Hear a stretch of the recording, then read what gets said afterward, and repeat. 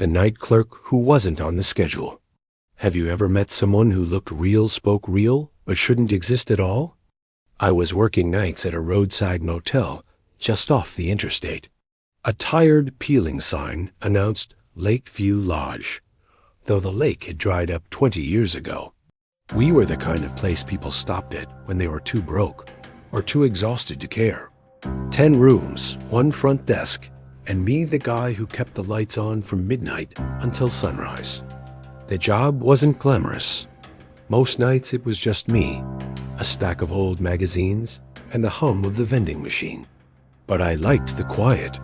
After all, what could possibly go wrong when you're the only one awake? That night started like any other. Rain battered the cracked windows, turning the neon vacancy sign into a distorted smear of red light across the lobby floor. At around 1 in the morning, a car pulled up a beat-up sedan with one headlight flickering. A man stepped out, soaked from the storm, and walked in with the calm confidence of someone who already belonged there. "Evening," he said, brushing water from his hair. His smile was polite, his voice steady. "Checking in. Nothing strange yet." Travelers showed up at odd hours all the time. I handed him the paperwork, and he filled it out quickly, too quickly, almost like he'd done it before. His handwriting was neat, practiced. Every letter formed the exact same way. I asked for his ID. He hesitated, then slid a driver's license across the counter. The photo matched him perfectly. Same brown hair, same sharp jawline, same unsettlingly calm expression. The only problem was the expiration date. The license had expired in 1998. Bit out of date, huh? I joked nervously. He smiled wider. Time works differently for some of us. I thought maybe he was just eccentric, maybe tired, maybe messing with me. I assigned him room 3 and handed him the key. He walked down the hall without another word. By 2, I'd almost forgotten about him, until the bell above the lobby door jingled again. Another man entered. Same soaked coat, same brown hair, same face. "Evening," he said in that same calm voice. "Checking in." My stomach dropped. For a moment, I thought he was pulling some prank. Maybe a twin, maybe a joke. But when I glanced at the logbook, my blood ran cold. There was no entry for him. I looked down at the driver's license he handed me. It was identical to the first one. Same photo, same expiration date. This time, I couldn't joke about it. My hand shook as I slid the key across the counter. He thanked me, walked down the hall, and this is the part that makes no sense. He opened the door to room 3, the same room I had already given away. I waited for shouting, confusion, maybe even a fight. But the hallway stayed silent. At 3 in the morning, the bell jingled again. You already know who walked in. Same man, same coat, same words. "Evening, checking in." I didn't hand him a key this time. I demanded answers.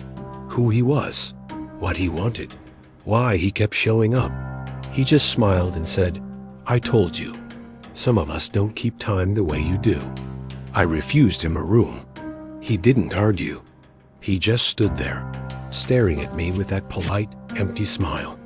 Then he turned and left. Or at least, I thought he left.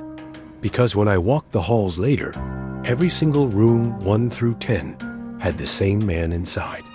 Some were sitting on the beds, staring at the walls. Some stood at the windows, watching the rain. One was brushing his teeth in the tiny bathroom sink. And every single one of them turned to look at me as I passed.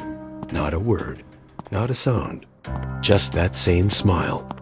I locked myself in the lobby after that, heart pounding, trying to convince myself I was dreaming. The cameras, I thought. The security cameras would prove I wasn't insane. But when I checked the monitor, every single feed showed the rooms empty. No men, no copies. Nothing but furniture and shadows. By 5, I was shaking so badly, I couldn't sit still. I decided to call my manager, wake him up, tell him I was done. But the phone line was dead. No dial tone. Just faint static. And then, through that static, came a voice. Calm, polite, familiar. Checking in. I dropped the phone like it burned me. When dawn finally came, the men were gone. Every room empty. Beds unslept in. No signs anyone had been there. Only the logbook remained open on the counter. 10 signatures. The same name, written in that same practiced handwriting. Over and over again. I quit that morning. Haven't worked a night shift since. But here's the part that keeps me awake now. Every few weeks, no matter where I am, I get hotel keys in the mail. Room numbers scrawled on the envelopes. The handwriting is always the same. And sometimes, late at night, I hear a bell ring in the silence of my house, followed by a calm voice from the dark. Evening. Checking in. The empty subway station. What would you do if you heard a train arriving in a station that's been closed for 20 years? That's the thought I had the first time it happened to me. I work night security. It's boring, mostly keeping squatters out of condemned buildings, making sure vandals don't torch anything before demolition crews can move in. Tonight, my assignment was different. Riverside Station. The subway line shut down in the late 90s after a flood ruined the lower tracks. The city never fixed it. They bricked up some entrances, chained off others, and left it to rot beneath the streets. But now, decades later, developers wanted the land cleared, and someone needed to sit here all night to make sure no urban explorers slipped inside. That someone was me. Before we dive deeper, if you're into creepy night shift horror, haunted workplaces, and true Reddit-style horror stories, make sure you hit subscribe now. You don't want to miss what I'm about to tell you, because this isn't a story I ever planned on sharing. The first train. The station was a ruin. Graffiti everywhere. Ceiling tiles fallen in soggy chunks. Rust streaks running down cracked pillars. The ticket booths had been smashed out long ago. Even the rats seemed half-starved. I sat at the far end, flashlight on the table, sipping cold coffee when I felt it. Not heard felt. The faint, rising vibration of something heavy on steel rails.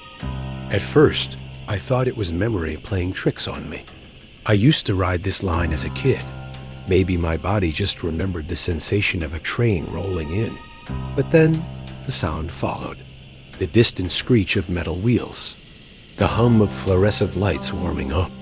And finally, the unmistakable rush of air as something entered the tunnel. I stood up, flashlight trembling in my hand. From the darkness of the far tunnel, lights bloomed 2 piercing white beams. And then it came. A train. Not a modern one either. This was old. Boxy steel cars with peeling paint and cracked windows. The faded logo of the transit authority from decades ago. It screeched to a stop at the platform, sparks flying from the tracks. And the doors opened. Inside, I swear I saw figures. Dark shapes seated in the cars. Some turned their heads toward me. I didn't move. Couldn't breathe. Then, after what felt like an eternity, the doors closed again. The train groaned and rolled forward, disappearing back into the tunnel. When it was gone, the silence was suffocating. I checked my watch. The whole thing had lasted 3 minutes. But this station was disconnected. The rails were blocked off years ago. No power, no trains, no way. And yet, I knew what I saw. The city sent another guard with me the next night. His name was Alan. Big guy, skeptical. Didn't believe a word of what I told him. Old pipes, he said. Air pressure. You hear things down here. That's all. But at 2:13 in the morning, it happened again. We both heard it this time. The rumble, the air shifting, the train lights blooming from the tunnel. Alan froze, eyes wide. The train screeched to a stop in front of us. Its doors opened with a mechanical sigh. And that's when it got worse. The figures inside weren't just shadows this time. They were clear. People dressed in outdated clothes, 90s business suits, floral dresses, uniforms. Some of their faces were pale, blurred, wrong somehow, like photographs smudged by water. One of them, an old man in a trench coat, stood up. He walked to the door, staring out at us with empty, gray eyes. "Don't get on," Alan whispered, clutching my arm. The man's mouth moved. I couldn't hear what he said, but I read the words clearly. "It's too late." Then the doors slammed shut, nearly catching his coat. The train groaned and vanished back into the tunnel, leaving nothing but silence. Alan quit the next day. Alone again, it left me alone the following week. I begged to be reassigned, but my supervisor laughed. "You've got a wild imagination," she said, so I stayed. The trains came every night, always at 2:13.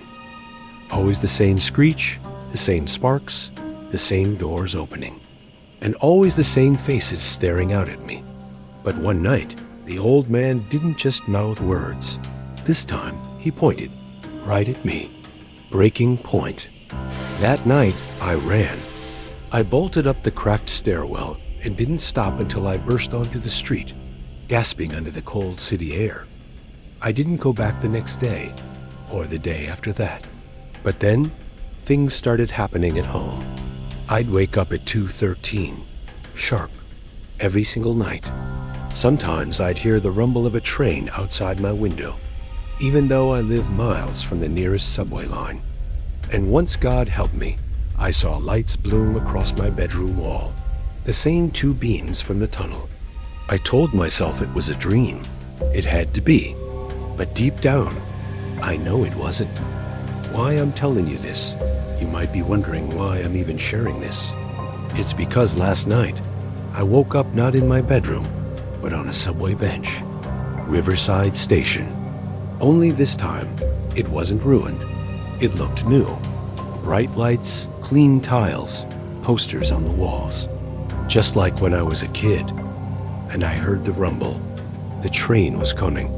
When the doors opened, the old man was waiting. He didn't look blurred anymore. He looked alive. He smiled and held out his hand. "Your stop," he said. That's when I woke up in bed again. But I know it wasn't a dream. Because on my nightstand, there was a transit ticket. Old, yellowed, stamped with the Riverside logo. The time printed on it, 2:13. So let me ask you, what do you think would have happened if I had taken his hand? And more importantly, what happens when the train finally comes again, and I don't wake up in time? If you want more terrifying night shift horror, true creepy Reddit stories, and halfway dark nightmares, hit subscribe. You don't want to miss the next stop. The whistling thing on Route 19. Have you ever heard someone whistle your name when they shouldn't even know it?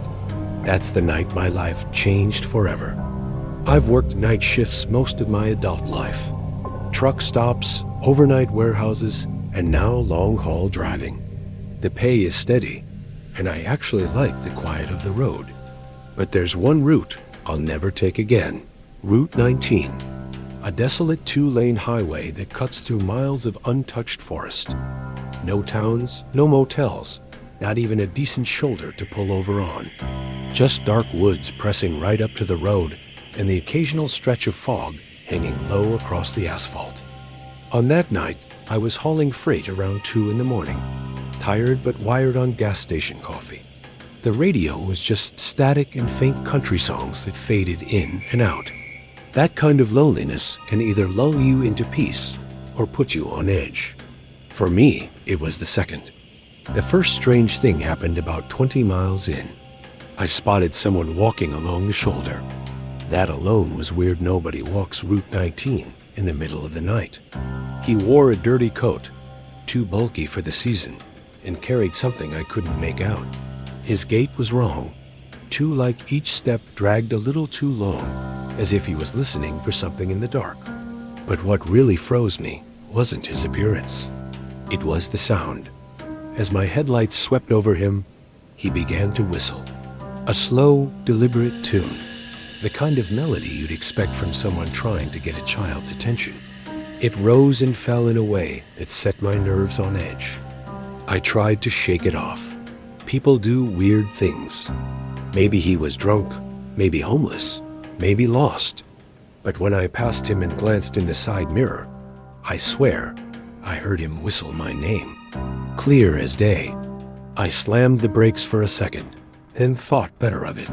Stopping for strangers on empty highways never ends well. But how the hell could a man I'd never seen before know my name? By the time I looked back, he was gone. Not out of sight, gone. The road behind me was empty. I pressed the pedal harder, the kind of nervous speed you only use when your gut is screaming at you. My cab rattled as the coffee in the cup holder sloshed. I told myself it was fatigue, that I was hearing things. But then the whistling started again. At first it was faint, like the sound had carried on the wind, but it didn't fade like normal echoes. Every few minutes it came back behind me, then to my left, then to my right, like it was keeping pace with my truck from somewhere in the tree line. By now, the hair on my arms stood on end. I locked my doors and turned the radio up just to drown it out. That only made it worse. In the silence between songs, I could still hear it. And then headlights appeared in my rearview mirror. Relief hit me like a wave.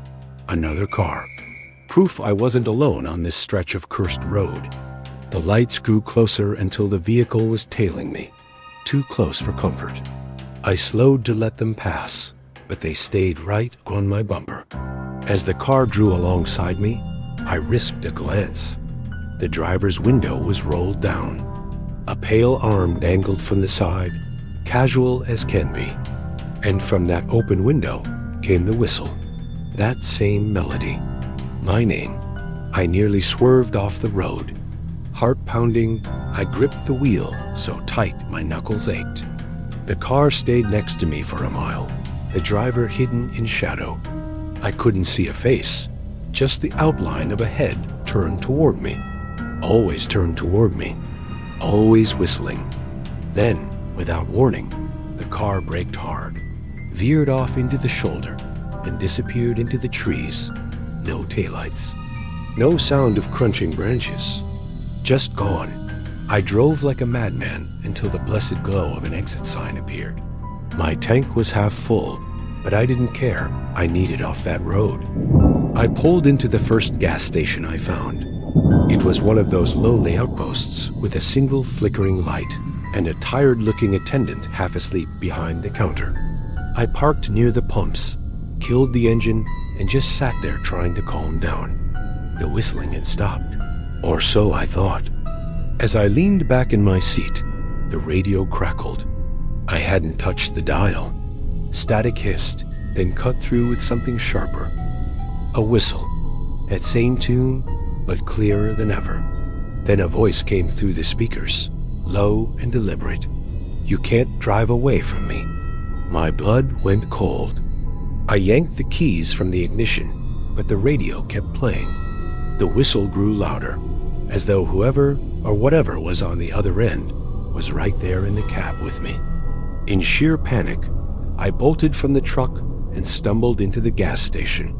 The attendant gave me a look like I was crazy, but I didn't care. I stayed inside for nearly an hour, pretending to shop, pretending to be normal. Finally, I worked up the nerve to step back outside. The night was silent. My truck sat there as if nothing had happened. I climbed back in, hands trembling. The radio was dead quiet. I drove the rest of the night on a different highway. But here's the part that haunts me most. That wasn't the last time I heard it. Weeks later, while parked at a rest stop hundreds of miles from Route 19, I left my window cracked to catch the cool night air. Just as I was dozing off, it came again. That slow, cheerful whistle. And then my name. There was no one outside. Just the whisper of the trees and the sound that seemed to rise out of nowhere. I slammed the window shut and sat frozen until morning. Now, I don't tell many people this story. When I do, they laugh it off. Probably your imagination, they say. You were tired, hallucinating. but I know what I heard. If you're watching this and ever find yourself on Route 19, don't stop for anyone. Don't roll down your window. And if you hear someone whistling your name in the dark, just keep driving.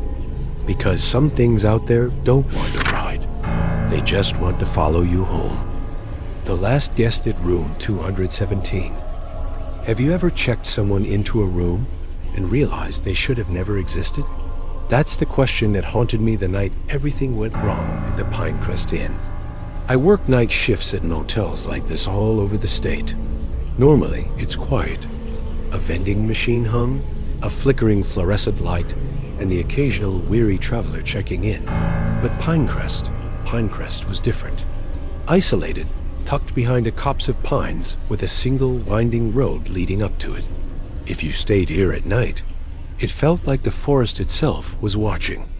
Before I dive in, if you love true Reddit horror and night shift encounters, hit subscribe and join Halfway Dark now. This one's a story you won't forget. The arrival, it was 1:42 in the morning when he pulled up. A gray sedan, headlights barely cutting through the fog. He walked up the cracked steps with a slow, deliberate gait. He looked normal at first. Mid-40s, neatly dressed, calm expression. He carried a small, battered suitcase. But there was something wrong about him I couldn't place. Something off. Room 217, he said as soon as he reached the counter. I paused. That room had been sealed for repairs over a month ago. No one was supposed to stay there. I'm sorry, I said. That room's closed. He smiled polite, patient, but somehow unnerving. I know, he said, but I was told you'd have it ready for me. I froze. Who told him? No one had access to that room, and the reservation system hadn't listed anyone for it. Early unease, I handed him the key anyway. Something about him made me obey. Maybe fear, maybe instinct.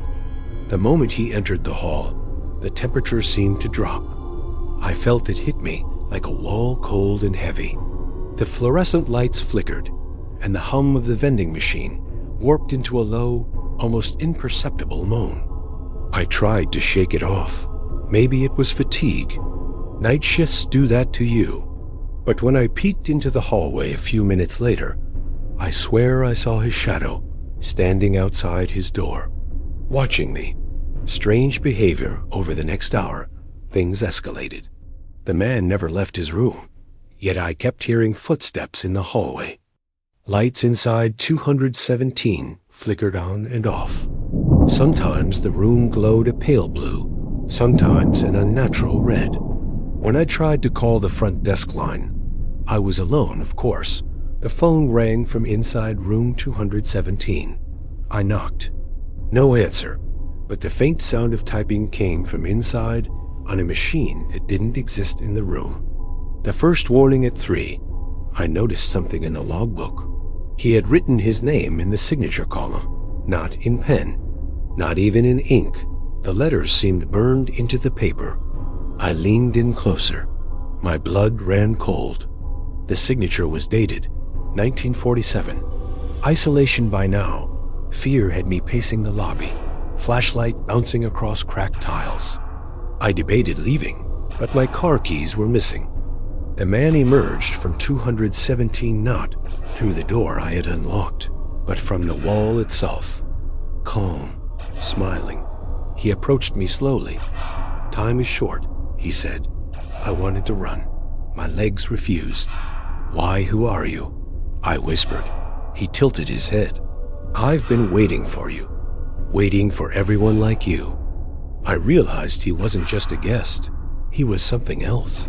Something older than the motel. Older than the road. Older than the forest.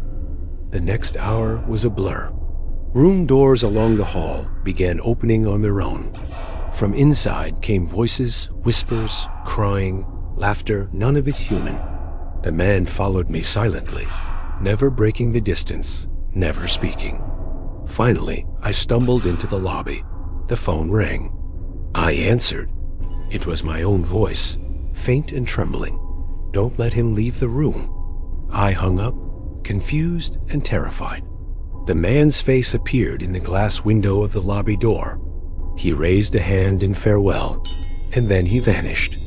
The morning after, I woke on the floor behind the counter. Sunlight streamed in through the broken blinds. The motel was silent, normal. I checked room 217. Empty, clean, unused. No signs anyone had stayed there for decades. I quit that day. I haven't worked a night shift since. But here's the worst part. On quiet nights, when the wind blows through the trees, I hear slow, deliberate footsteps outside my window. Sometimes, the faint creak of a door hinges. And sometimes, a soft male voice murmurs my name. Room 217 is ready. So here's my warning. If you ever work alone at night, in a building with a room that shouldn't exist, don't open the door. Don't answer the phone. Don't step into the shadows. And let me ask you, if room 217 was waiting for you tonight, would you go inside? Remember, for more chilling true Reddit horror, night shift encounters, and halfway dark stories, hit subscribe. You never know what might be waiting at your door tonight. The Stranger at Mile Marker 6. Have you ever driven down a lonely highway at night and felt like something was watching you from the roadside? That's how my story begins. I worked the night shift at a small gas station on Highway 19, about 30 minutes outside a dead little town nobody bothers to remember. It's one of those jobs where nothing ever happens until the night it does. Every night, without fail, I'd clock in, pour burnt coffee into a paper cup, and spend the hours waiting for half-asleep truckers or drunk locals to stagger in for snacks and smokes. But around 2:13 in the morning, I started noticing him. A man, always standing at mile marker 6. He wasn't hitchhiking. He wasn't walking. He wasn't doing anything. Just standing perfectly still, with his back turned toward the road. At first, I thought maybe he'd broken down, but night after night, he appeared. Same spot, same position, always with his back turned, as though he didn't want me to see his face. And here's the part that made my stomach twist. No cars ever passed by before he appeared. He would just be there. The first sight, the first night I saw him, I brushed it off. Just some weirdo waiting for a ride. But when I drove home at 4 o'clock in the morning, he was still there. I even slowed down, headlights sweeping over him. His jacket was old, shredded at the sleeves. His hands hung limp at his sides. He didn't flinch when my car passed. He didn't move at all. And when I looked in the rearview mirror, he was gone. Before I go further, let me ask you this. If you were driving home on a lonely highway and saw the same man standing at the same spot every night, never moving, never turning, would you pull over? Or would you keep driving? Comment what you'd do. And while you're here, hit subscribe for more true night shift horror stories. Trust me, you don't want to miss what's coming. Night 2. The second night, I made a point to watch the clock. At exactly 2:13, I stepped outside the gas station, cigarette shaking in my hand. There he was, same spot, same posture, facing away. But this time, there was something different. His head was tilted, just slightly, as if listening. The wind was dead still, but I swear I heard whispering, faint, like a radio tuned between stations. The sound seemed to pour from the highway itself, drifting toward me across the asphalt. I dropped my cigarette and went back inside. The call by night 4. Curiosity got the better of me. I called the sheriff's office. Guy standing at mile marker 6 every night, I explained. Doesn't move, doesn't talk. Something's wrong with him. The deputy on the other end sighed like I'd told him the weather. Son, we've had calls about him before. There ain't nobody out there. My skin prickled. I've seen him every night. He's real. All I can tell you is don't stop. Don't look too long. Folks who do, They don't come back, right? Then he hung up. The escalation the following week, I couldn't stop myself. I had to know. So on my drive home, I pulled over near mile marker 6. The figure stood there, back still turned. His jacket looked even more ragged than before, shredded as if by claws. His hair hung long, wet-looking, like he just climbed out of a river. "Hey," I called out, voice cracking. He didn't move. I stepped closer. My headlights cut across his shoulders. His skin was pale, too pale, almost gray, and stretched too tightly over his bones. And then, as if my words flipped some invisible switch, he began to turn. Slowly, unnaturally, like his neck didn't have the right hinges. His face came into view, and my blood iced over. He was smiling, not with his mouth, with his eyes. They were too wide, too bright, glowing faintly like dying embers. His lips peeled back, skin splitting at the corners, as if the act of smiling was tearing him apart. And then he whispered, not with his voice, but inside my head, "Don't be late tomorrow." If a stranger whispered in your head on a dark highway, would you keep your job or quit that very night? Let me know in the comments. And seriously, subscribe right now if you're into horror stories that get under your skin. The last night, the next night, I considered calling out, but I didn't. Maybe some part of me needed to see what would happen. At 2:13, I looked out the station window. He wasn't there. Relief washed over me. Maybe it had all been in my head. But when I turned around, he was standing inside the store, not behind the counter, not at the door. He was standing exactly 6 feet away from me, in the candy aisle, his back still turned. I froze, my voice caught in my throat. "What do you want?" His body shuddered, as if the question rattled through his bones. And then he turned again, that awful neck twisting, face splitting into that ragged smile. And this time he answered aloud, "I've been waiting. I don't remember leaving the store.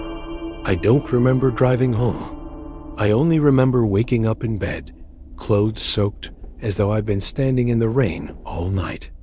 But when I checked my phone, the time read 2:13, and outside my window, I swear I saw him, standing at the end of my driveway, facing away, waiting. So now I'm asking you, what is the stranger at mile marker 6? A ghost? A demon? A memory of something that died on the road? Drop your theories in the comments, because I don't think I've seen the last of him. And if you made it this far, smash subscribe and join me for more Reddit horror stories. Nightshift horror, paranormal encounters, and creepy strangers you'll never forget. Stay awake. Stay alive. Halfway dark out.